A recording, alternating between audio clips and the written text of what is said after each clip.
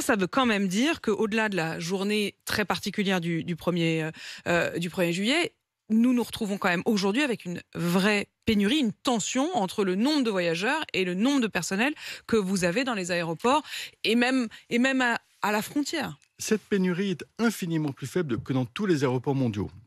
D'ailleurs, on me disait fin juin, c'est pour ça que j'ai été si meurtri de cette grève du 1er juillet, on me disait fin juin, le Charles de Gaulle est le meilleur aéroport du monde en termes d'opération. Ce qui est vrai, c'est qu'en termes de police aux frontières, nous avons 15% d'effectifs en moins qu'en 2019.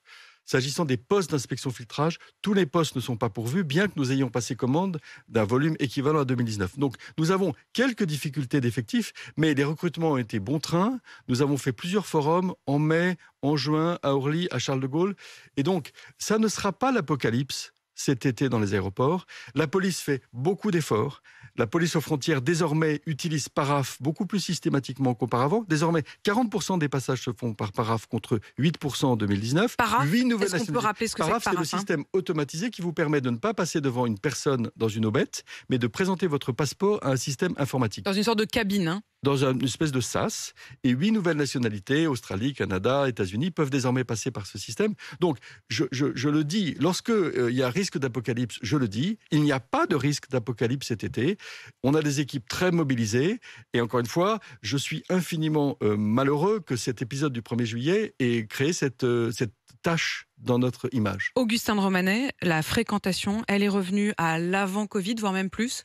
Quasiment. Je dirais que nous sommes très en haut de la fourchette des guidance que nous avons données au marché. Et je pense que cet été, dans beaucoup de destinations, on pourra dire qu'on est revenu au trafic de 2019. Le trafic qui n'existe pas encore, c'est naturellement celui vers la Chine. Et plus généralement, l'Asie est très en dessous de ce qu'elle était en 2019. Mais en dehors de ces deux zones, il y a un très fort désir de voyage.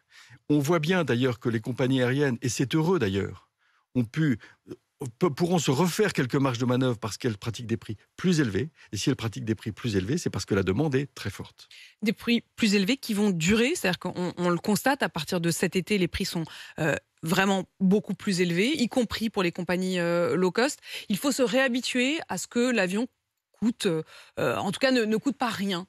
Alors, je pense que la tension sur la demande des avions va durer tout le temps d'écoulement du stock de voyages non réalisés.